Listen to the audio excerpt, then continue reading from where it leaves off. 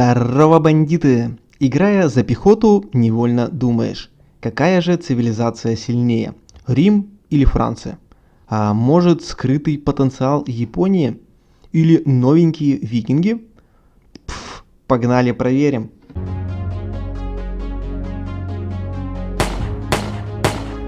Немножечко предыстории. Данный ролик родился только из одного из моих зрителей. Да-да, Олег, я про тебя.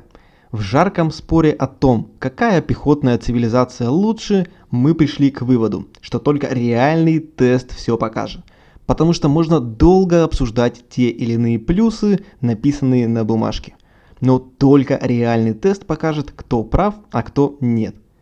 И как же выяснить, какая цивилизация сильнее? Все просто. Нужно выйти раз на раз всеми цивилизациями друг против друга.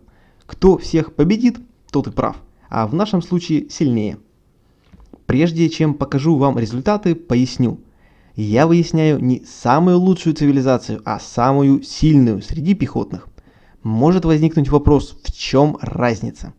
Разница в том, ребят, что самая сильная не всегда самая лучшая. К концу ролика я поясню свои слова. Теперь о самих боях. Чтобы провести чистый тест на равных, мы применили ряд правил к каждому участнику.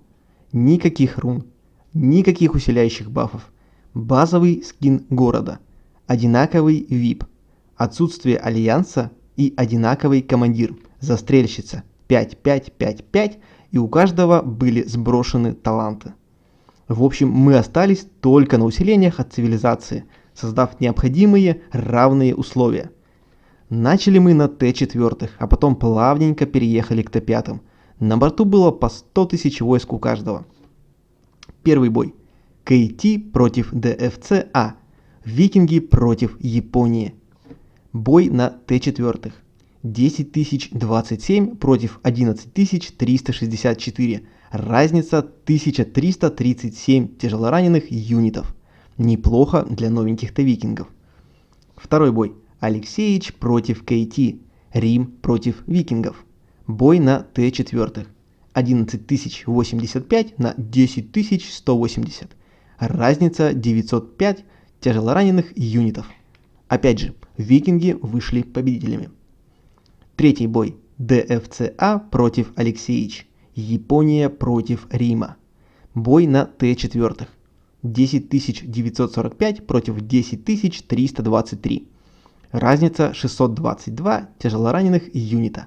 Победил Рим.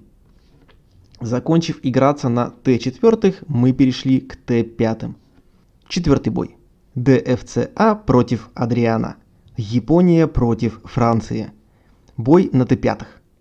11105 против 10634.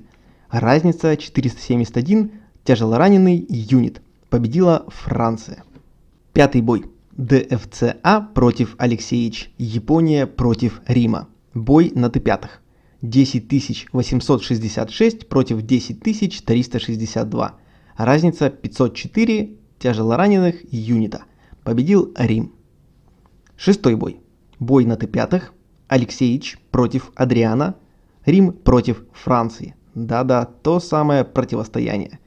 11083 против 11313. Разница 230 тяжелораненых воинов. Победил Рим. Седьмой бой. Бой на Т5. Алексеевич против Вен. Рим против викингов. 11087 против 10218. Разница 869 тяжелораненых юнитов. Викинги раскатали. Восьмой бой. Вен против Адриана. Викинги против Франции. Бой на Т5. 10725 против 11747. Разница 1022 тяжелораненых юнитов. Опять же викинги победили. Итак, ребят, проведя эти тесты, мне хватило более чем, чтобы во всем разобраться и сделать нужные выводы. Давайте начнем с силы пехотных цивилизаций. Япония проиграла абсолютно всем, поэтому на пьедестале заслуженное 4 место. Викинги же наоборот. И на Т4, и на Т5 проехались катком по всем. В рейтинге силы заслуженное первое место. Что же касается братьев Рима и Франции, которые всегда были центром жарких споров, а-ля кто первее, яйцо или курица. Франция, как и Рим, победили Японию, но проиграли викингам, а в равном бою Рим запинал Францию.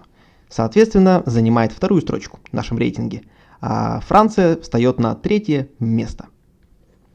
Поздравив викингов с первым местом этого теста цивилизаций, хочу пояснить, почему самый сильный не всегда самый лучший. Да, для дуэлей с друзьями или боев 5 на 5, а также сборов, только викинги, вы будете в выигрыше. Но когда дело доходит до реальных боев, крупных замесов, тут уже и начинается вариативность ситуаций. Мне больше по душе 5% скорости на марше, которые позволяют моей пехоте быстрее добегать до врага, или наоборот убегать. А если вам когда-то придется за пехоту пробежать от одних ворот до других, без скорости на марше, просто виселица. Кому-то по душе баф Франции на исцеление войск, потому что это реально круто. Возвращаясь к тем же викингам.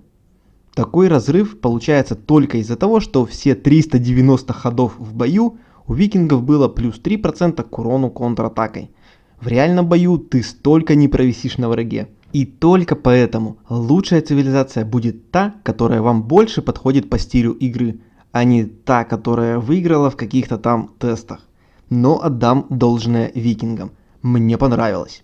Те, кто думает, переходить или нет, можете смело менять цивилизацию, не пожалеете точно.